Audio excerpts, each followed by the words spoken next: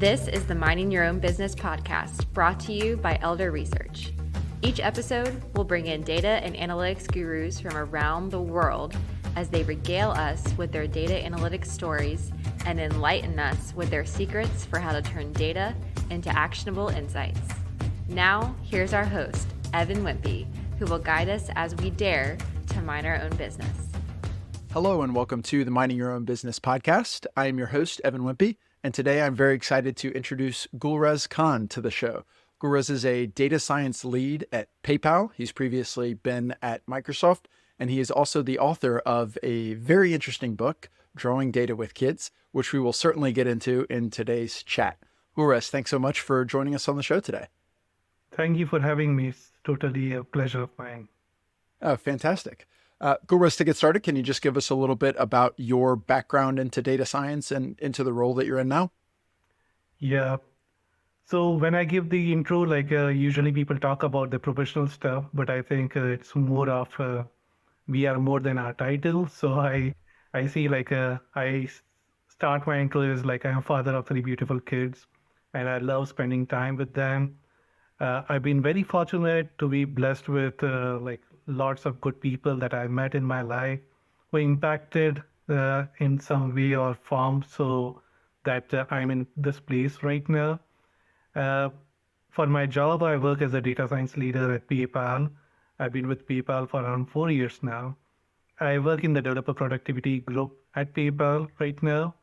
And I also founded this data science community at PayPal. So we are doing several talks with all these AI explosion going on, how do we keep up with that and learn from each other. So that's something that I'm doing as well. And you mentioned about the book. So I'm very pumped up with the book that I wrote recently, Drawing Data with Kids. And so that's about me. Oh, very cool. Yeah, I'm fortunate enough I work for a consultancy that is all data and analytics. So everybody I work with here is data science, data analytics. But a lot of folks listening on the call probably don't have many close data science peers, or they're spread across the company, or they don't get to work together so often. So it's really interesting the sort of group or organization that you started or joined up at PayPal. Can you talk about maybe the impetus for that and sort of what your goals are? Yeah. So data science is still new. Like when I talk about different disciplines, when I started my career, data science was not a discipline. So I was working with the data, still doing the same sort of thing, like doing some kind of analysis, natural language processing, but my title was not that. Now, data science, when it came, and my manager, she said, what you're doing is similar to this new discipline. Do you want to have this new title? And I said, scientist, that sounds cool. So maybe, and let's go with that. So that's how my discipline changed to data scientist. And now having worked in various teams in Microsoft and PayPal, what I've seen is not everyone understands data science, right? So like you mentioned about the audience and other people, even there is a big gap in the business world and the data science community, right? So Certainly. the business team, they don't know how to leverage the data scientists. And the data science team, they are not in those, they lack the domain knowledge, most of us, right? So my strategy has been to create some sparks, right? So when I join a team, I try to identify some kind of a low-hanging fruit, right? So often with my background in natural language processing, it comes in the form of customer feedback or some kind of a text, right? So any text that you can come up, you would say, okay, what's going on there? And customer feedback, that's an amazing thing. You go to any company, you grab the customer feedback, run the same scripts that you've been running for the last 5 years, and voila, right? So you would see that there are results and people listening. And when you create those parts, right? So when you have done some kind of, let's say, part of speech tagging or things that with topic modeling or whatnot, you show that to the business. And I always like whenever I show that to the business, I tell them, think of this as a spark. This is not the final solution. What I want you to look into it is from your domain knowledge, what are other places where we can apply this technique and come up with those outcomes. So that's been my strategy, and that works well, right? So even like let's say if I don't have any data for the specific team that I'm working for, I'll go and pull some public data sets, right? So in the conference where we were together in the ML week in Vegas, right? So one of the demo which I gave was pulling data from the Seattle.gov website for the parking violation tickets, right? So now, like, this is the public data set, and I go and then there is a humor, like, I'm talking about, hey, how my wife was giving me a hard time that, hey, you get so many parking violation tickets, and I pull that and I'll see the story. Now change that. Use the same thing, and a different data set. This time, the data set would be for the place where you are working, right? And what are the different places where instead of parking violation tickets, this is where your users are having a bad experience. Those would be big red dots. And then you can analyze. So kind of creating some kind of sparks is what I go for. Yeah, I love that. I'm jotting this down. Think of it like a spark, and even using that term with sort of your business stakeholders. And I think some of the folks probably listening to this, your background, Gulrez, at PayPal and Microsoft, we hear those teams, those organizations, and think that those are the tech savvy companies. Those are the digital natives. So surely data science is just flowing through their veins, and everybody is on board, ready to implement.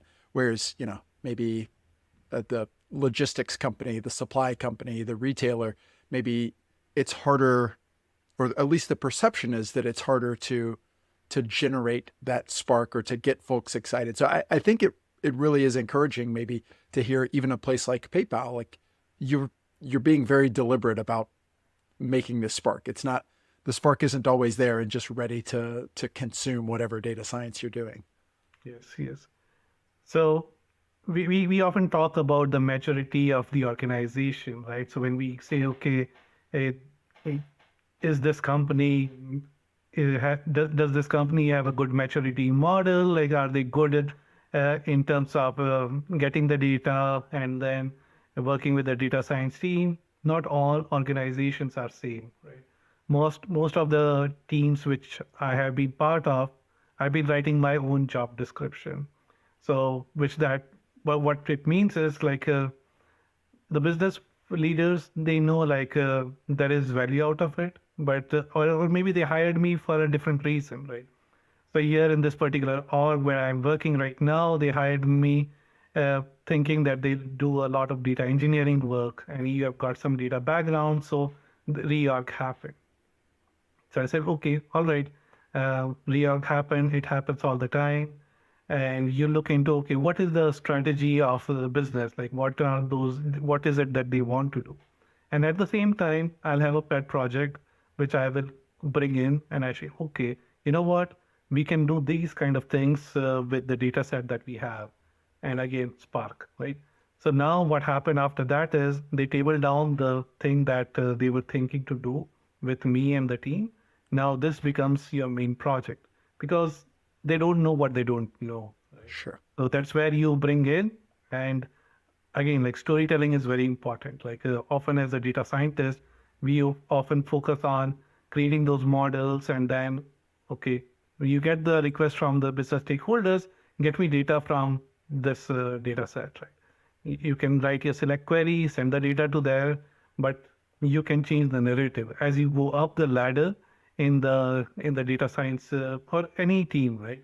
So you try to change the narrative, right? So you become a change agent, not just do what has been asked to you, but understand the business and say that, hey, you know what? There is another way we can do it, and then maybe we should change the strategy from this to that. If you're able to do that, that means like you're doing a good job. Yeah, that's a very powerful thing. Yeah, it's that's a much more more attractive power than just whatever, how many gigs of RAM you can throw at some deep learning model. The term that you used there, data storytelling, I feel like has become more popular, but maybe is sort of still in that sort of nice idea that's not well fleshed out by a lot of folks. And Gulrez, you mentioned also the Machine Learning Week conference earlier this year where we met, and I saw you talk about data storytelling through stories. Can you give maybe just sort of an approach for somebody who's interested in that? Say, yes, this is too bland the way I talk about this. Like, what are good principles?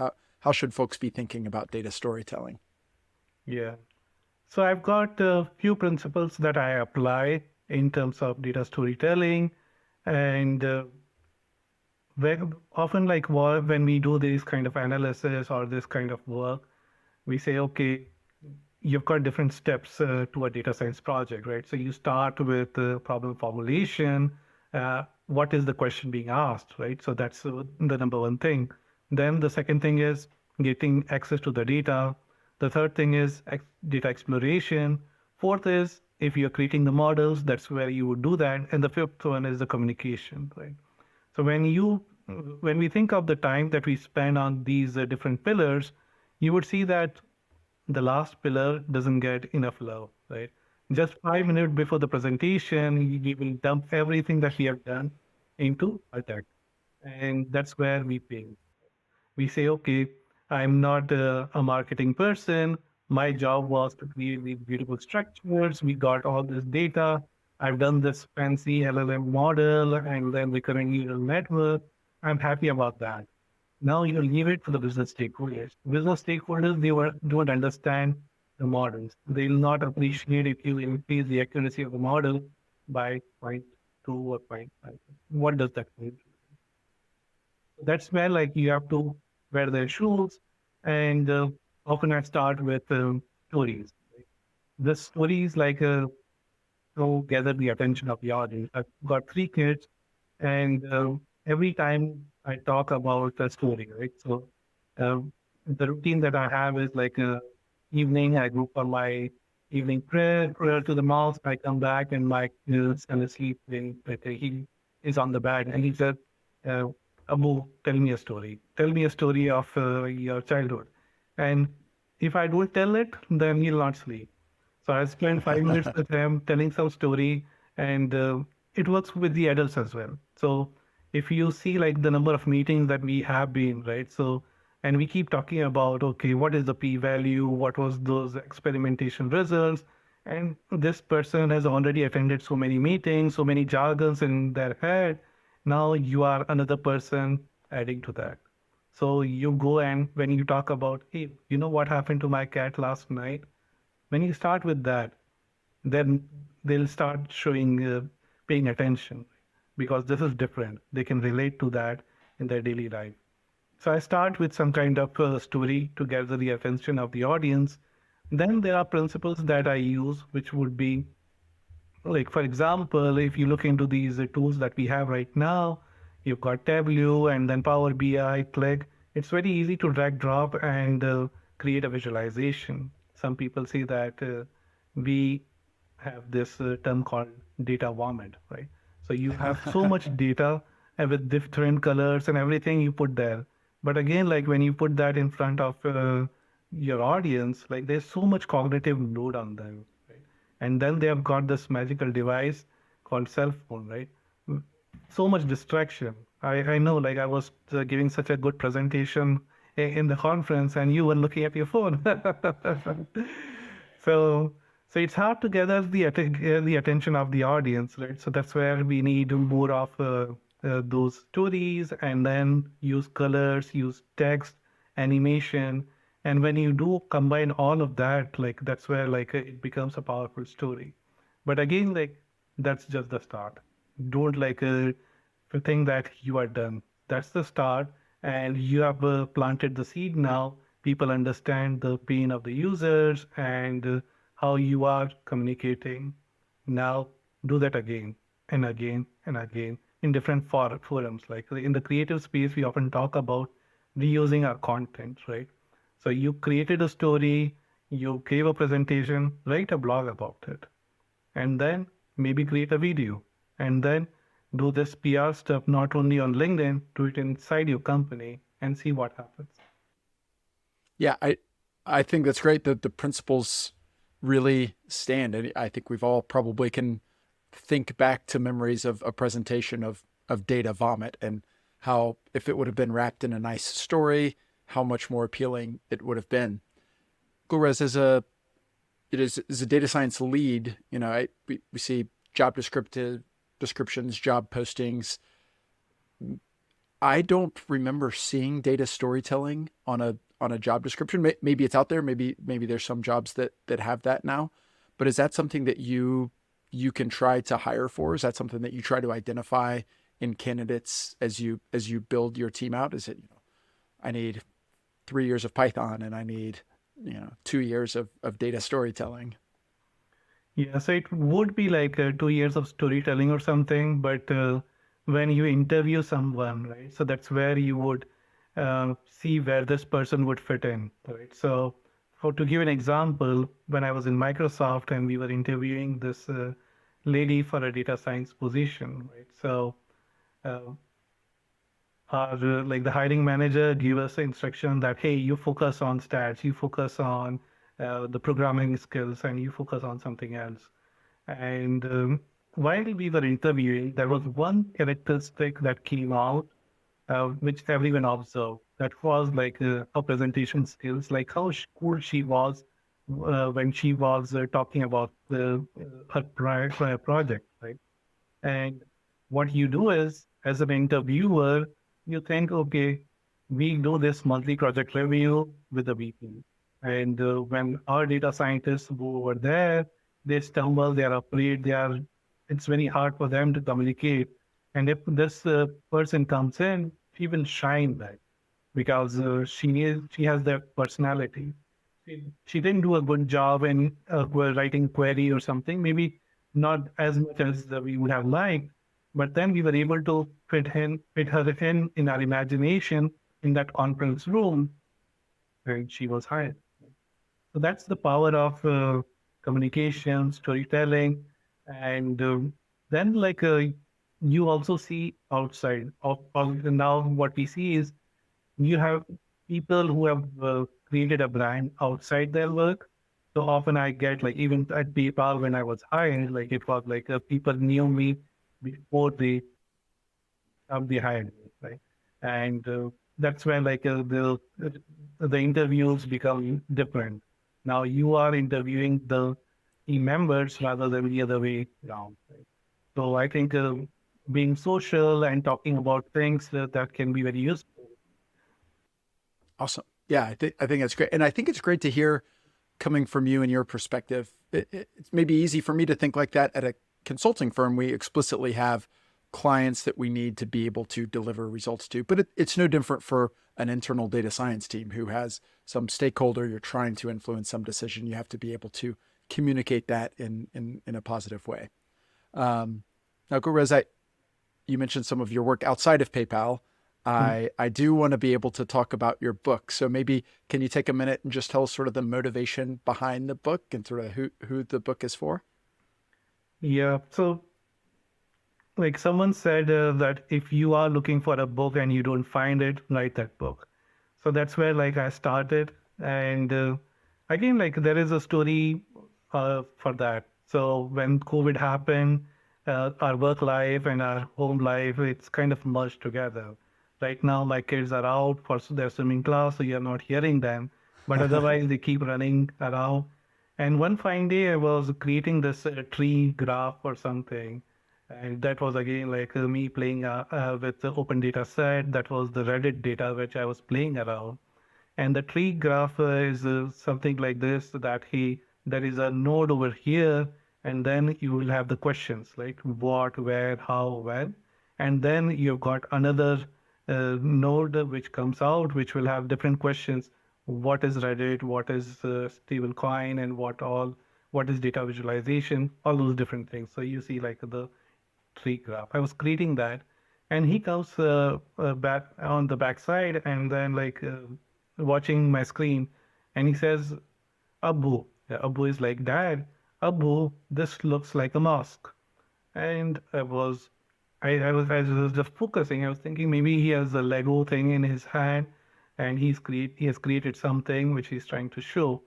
And I looked behind and I said, "What?" And he pointed towards my screen, and I said, "Mosque. How is it a mosque?" And then I tilted my head, and then I saw that, hey, yes, it does look like a mosque. And that was a refreshing thing because for us, like as a data people or the tech people, we are used to these charts and other things. But like this was a 4 year old looking into it and with a different imagination.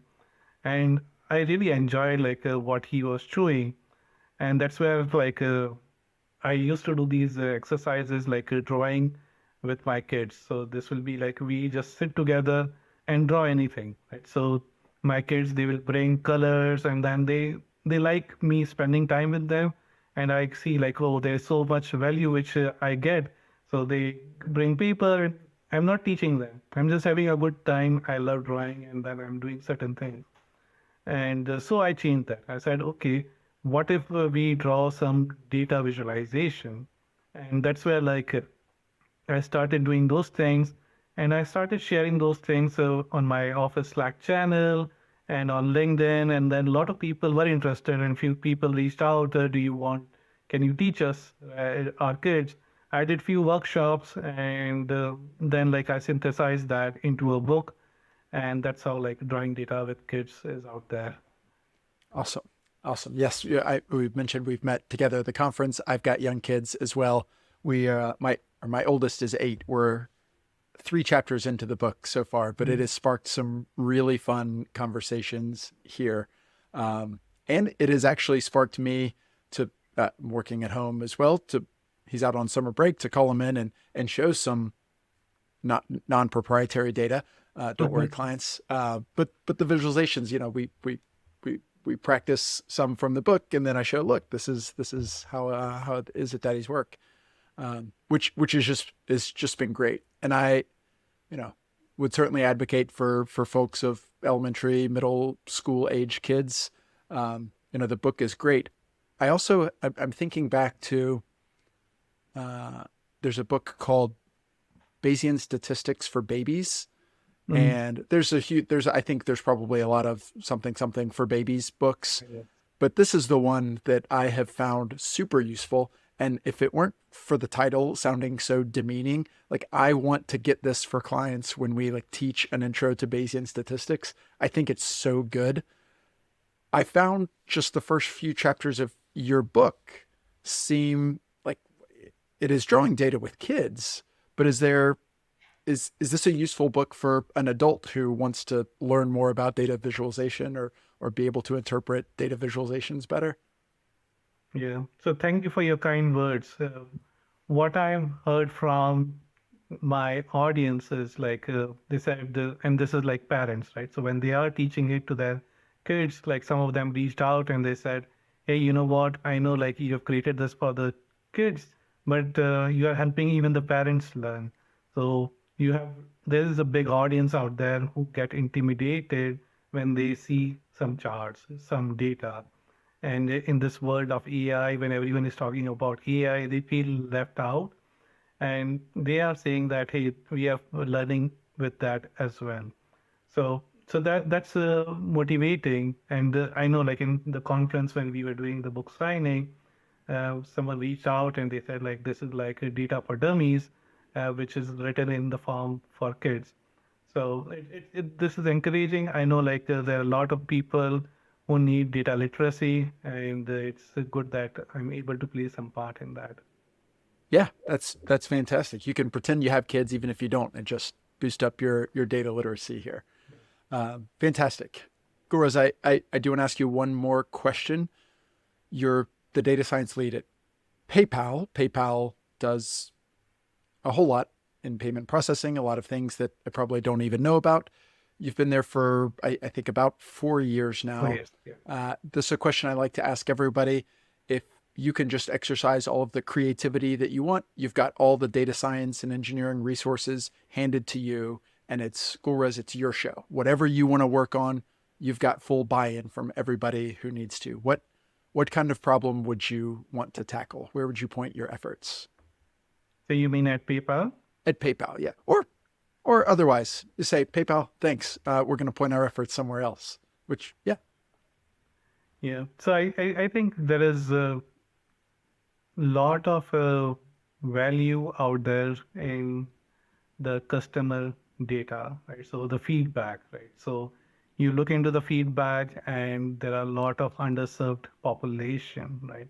And that feedback data doesn't have to come within the system, but even from outside, right? So let's say like you go and you look into the social media data, Twitter and Facebook, whatnot, right? That's where like you can understand like what's the population who are impacted, who are not getting loans, right? So what are their sentiment? How can you help them? So ideally, like if I have the resources, I would go into this data for a good thing. Like that's where my heart is, and see like how we can help these underserved population, and see how we can be of benefit to them. Because data is very powerful, and with uh, with a good heart, you can make changes.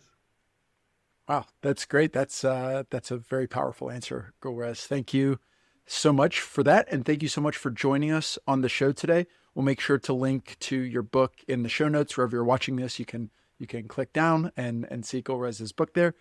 Our guest today, Gulrez Khan, data science lead at PayPal and author of Drawing Data with Kids. Gulrez, thanks for coming on the show. Thank you.